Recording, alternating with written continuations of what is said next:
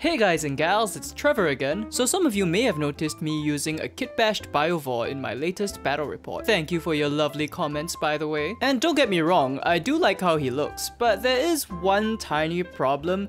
You see, he looks like he has a giant scrot, okay? And yes, that is the reason why his name is Quagmire. So today I'll be showing you how I made some slightly different kit-bashed Biovores. We'll be mainly using parts from the Plague Drones of Nurgle kit. So first of all, we're gonna grab the body of one of the Plague Drones and chop off its butt. Then we're gonna cut a little V-shaped notch into the butt and plastic glue it to the top of the carapace. After that, we're gonna grab the head of the Plague Drone and chop off the end of its trunk. After that, we're gonna plastic glue it to the end of the butt to form the basic shape of our Biovore's cannon. Alright, it's milliput time. We're gonna roll this out and shape it into a nice long tail, which we can press into the base of the torso. Then we're gonna roughly shape the hips with our fingers and add on some fun rib-like details using clay shaping tools. We will be using a pair of Tyrannid warrior legs for this Biovore, so go ahead and press them into the milliput to create some nice slots for us to glue them in later. Alright, we're gonna leave him upside down to dry so that the tail develops a nice curve. Once that's dry, we're gonna coat the former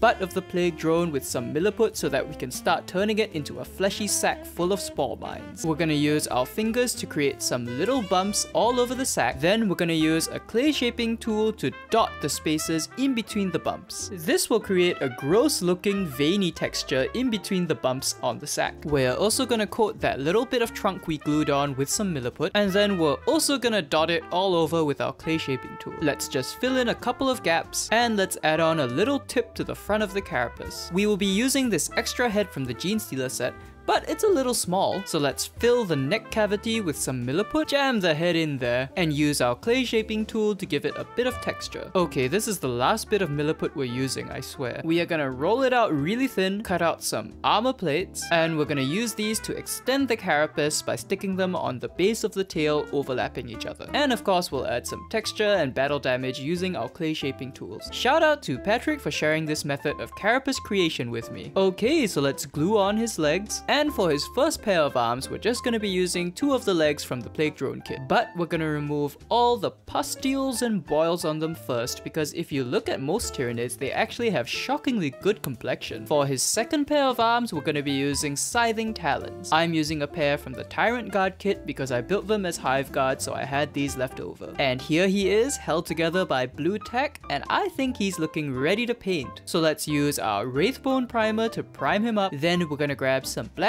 paint and paint his hooves, carapace, the tip of his cannon, and his claws black. Let's use this pink paint to paint his spore mine sac, tongue, and the splits in his skin. Then we're gonna go back with the black paint and stipple or dry brush the border between the spore mine sac and the carapace so that it looks like his cannon is growing right out of his back. Then we're gonna grab our Wraithbone paint and stipple it onto the border between the spore mine sac and the cannon so that we get a nice easy blend. After that, I'm gonna dry brush a dark green paint all over his carapace parts. Then I'm gonna use this lighter green paint to do the same, but this time I'm gonna be trying to catch all the raised parts and the edges. I'm gonna grab this dark red paint and dry brush it onto the hooves and claws, and then I'm gonna do the same using this orange paint, but again I'm gonna be trying to catch all the raised bits and edges. Then I'm gonna grab this sort of peachy color and stipple it onto the tops of all the gross looking pustules that we molded onto the spore mine sac. Then I'm gonna grab this dark purple and dry brush it in between all those pustules, trying to catch the tops of those veins we molded. Then I'm just gonna go back with the Wraithbone and clean up any mistakes that I made on the skin. Onto the washes, we're gonna mix some red wash and some black wash and apply it all over the spore mine sac. Then we're gonna apply a light brown wash onto all the skin, and once the washes are dry, we're just gonna go back with that peach color and highlight all the pustules again. Then we're gonna use this light purple and dry brush highlight all the veiny bits in between the pustules. Then we're gonna glue on his arms, and finally, because I want to make him look as gross as possible, we're gonna apply a gloss varnish all over the spore mine sac. Alright, while that's drying, let's work on our bases. And fun fact, the base bases in the Plague Drone kit are exactly the right size for Biovores. Talk about forward planning. So we're just gonna mix up some sawdust and white glue, slop it all over our bases, prime them grey, mix some cheap black and brown paint and paint it all over the base, dry brush the cheap brown paint on, and then finish them up by dry brushing on some cheap khaki paint. Almost forgot, I'm gonna apply a black wash to the teeth and mouth parts of our Biovore. Okay, we're gonna stick them on their bases, and since the Biovore with the big scrot was named Quagmire, I'm gonna go ahead and name these two